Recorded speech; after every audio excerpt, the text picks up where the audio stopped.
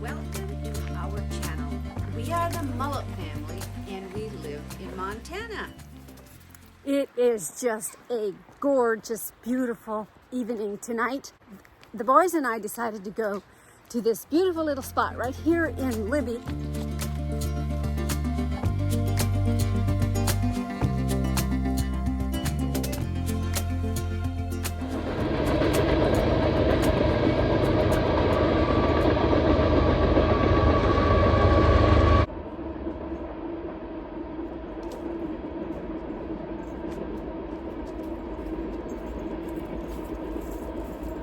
We actually got Cheyenne just a few days ago, and she's such a sweet little dog, just such a perfect dog for our family. Cheyenne is a golden doodle. The boys had so much fun walking Cheyenne through the park. She's such a good, well-behaved little dog. I like running around.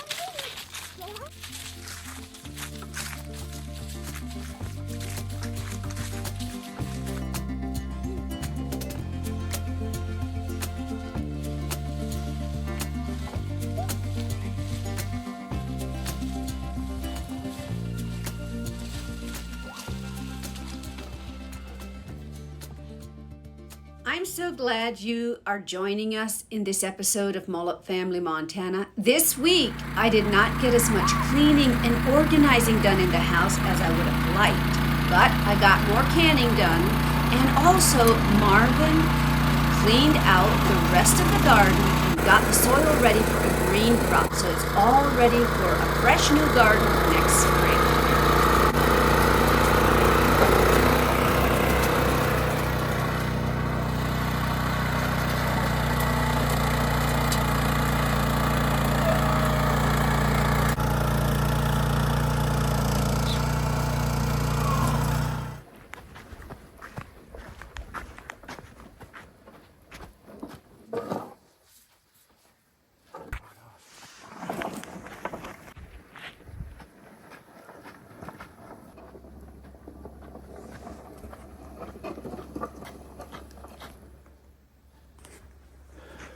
I have compassion for the horse.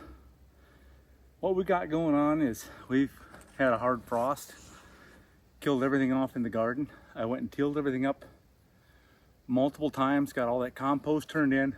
Now I'm getting it leveled out. I'm gonna spread some wheat and barley in here for a green crop. Let that come up next spring before we plant. I'll take the tiller and till it a couple of times. That green product tilled into the ground is like a wet manure. It's like a green crop manure. It's super, super good for the soil. Plus I put a lot of lime on it. So we have some warm weather coming up. Hopefully I can get this in to the point where it's actually gonna grow yet this fall and be established so I can just keep right on coming next spring. But first we gotta level it off. I'm kind of paranoid about liking to have everything nice and flat before I seed it in.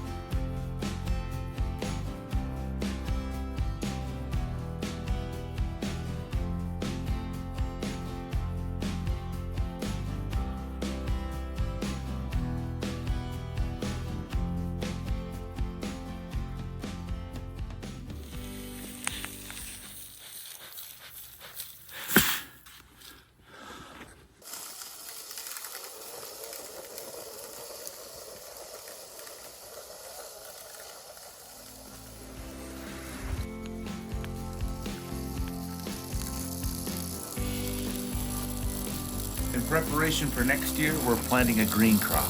I've got a bunch of barley here I'm sowing into the garden. We're gonna wait until this gets up to maybe 6-8 inches tall, till it back into the garden, and all those nutrients will go right into the soil, and hopefully we'll have quite a bit better luck with our garden next year.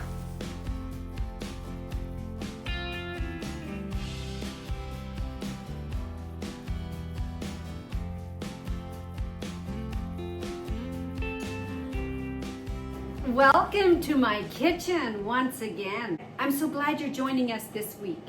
This week, I'm still busy canning. This will be the last of the red beets that I'm canning for this year.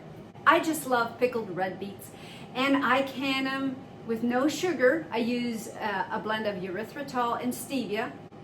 The boys went out and picked the last of my green tomatoes.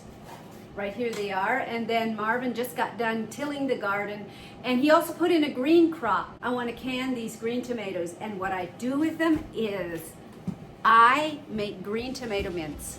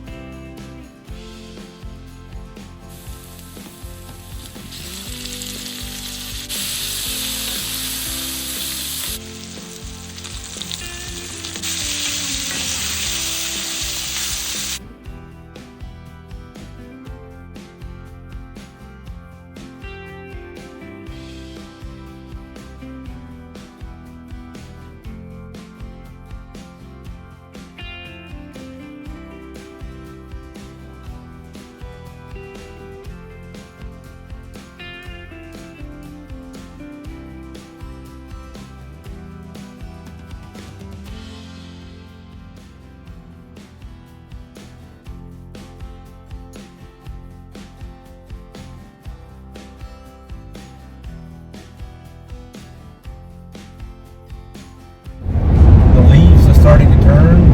We had some frost August 28th, and then quickly went out, watered the garden, saved what little we had in the garden, and then about 2 nights ago it got down to 26. Winter's on its way. Sent the boys out, picked out all the tomatoes, the beets and everything. I tilled up the garden, put some lime on it, and gonna planted a green crop in it. It's barley, wheat, oats. Let that come up to 6-8 inches tall, and then you till that in. And those green plants tilled into the dirt as they decompose gives the soil a lot of food. In just a few weeks, the leaves are going to be turning from green to yellow. Where we're at here in Montana, the fall colors are usually yellow. There's not many other colors. Except in town, there's some maple trees that turn red and orange, but yeah, we have brown and shades of yellow.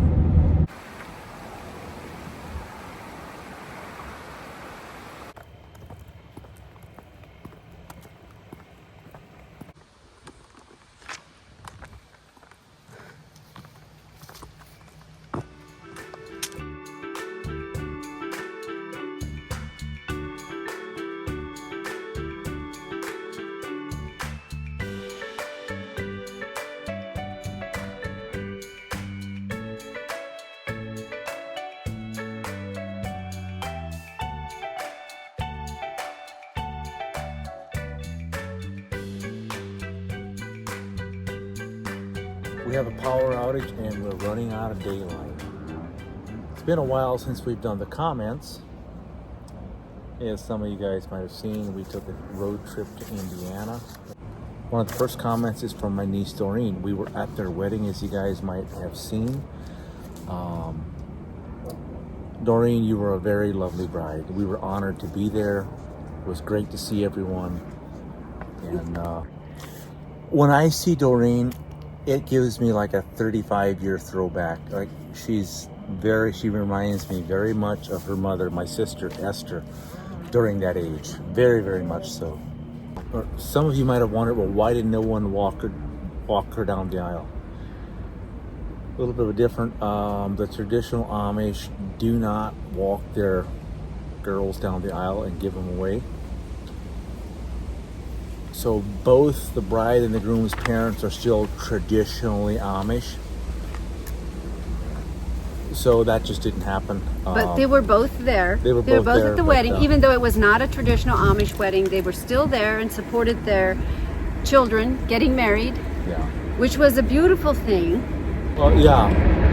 Amongst the more conservative Amish communities, if the children are not members of the church and get married in the traditional Amish, if they're not members of the church, a lot of the parents won't even show up. So I would say they're very blessed to have both their parents show up at the wedding. What you're hearing right now is train is going by, so that's the noise that you're hearing. Sue Whittle, I assume the niece does not live the Amish lifestyle any longer, but they still keep some Amish traditions. Glad you were able to make the trip. Yeah, so we covered that. They did. It was their personal choice that they were not going to remain with the traditional Amish lifestyle. As far as driving horse and buggy, etc. So, amazing 9791. Does the groom not get to kiss his bride? This was otherwise very beautiful wedding, and the reception room was lovely. Love this video. Very well done. Yes, they did kiss, but because of the Amish not liking photographs, and especially videography, the video footage that Mary got was kind of taken discreetly in the back. They don't mind if they're in the video or if there's filming going on behind them, but they really don't like their faces in the video or in the photos. It just so happened that they did the kiss and Mary was not recording, or she was recording something else. In the video I did a wedding in Amish country, Skrantz, Skrantz. I'm not sure how to pronounce your name, but you commented, my Montana kiddos love finding acorns too, since they aren't common here. That part made me smile. And that's true. When we went east, they found acorns and they started gathering all the acorns because that was something new. We don't have acorns here. We don't have trees. I've seen a few in town, well, we but might have a few. They're pretty scarce around here. Christina Swartz, awesome. I don't know when this wedding was, but it would have been fun to have you guys over for a meal when you were here in Indiana.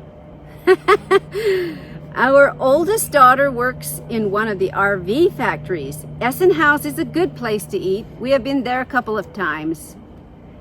We live about 2 hours from there.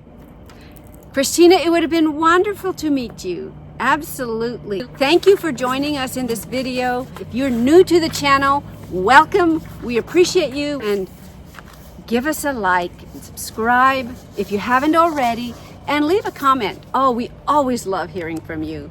We love hearing your feedback on our videos. It gives us an idea of what you guys want to see. Absolutely. Yeah, this has been like I said before, it's been a very busy, short summer. It's amazing. A year ago, we were getting ready to move into the place, and it felt like I had more time than I do this summer. Maybe it's because I have an employee. Jerome is out of school working, and I feel the pressure to keep those guys busy, running around. Pretty busy schedule to look after all the jobs, get them lined up, and then be on site and getting everything done. So yeah, I go to bed when I'm all of a sudden it's like, all right, that's it for today. And then you get up the next day and you go at it again. It's not like I show up for work and go home and then I'm done. Like the summertime is really busy for me as far as the commercial roofing end of it, that's pretty much wound down. I got a few more prospects for commercial roofing. Right now, the spray foam, interior spray foam insulation is the big push. There are a lot of contractors will build their homes, houses, whatever. And there's this, well, I still have time. And when it starts getting cold, like September, it starts freezing, now all of a sudden, all the people kicking tires want to sign the deal, and they all want it done at the same time. So Yeah, and for those of you who are new to the channel and may not know, Marvin is a commercial roofer. He does commercial roofs, those flat roofs. He does that. You have a system where you make sure they're waterproof, and also we do spray foam insulation. Yeah, so that is what we do for a living. Summertime, it's commercial roofing and some spray foam insulation, but fall and winter, it's pretty much exclusively interior spray foam.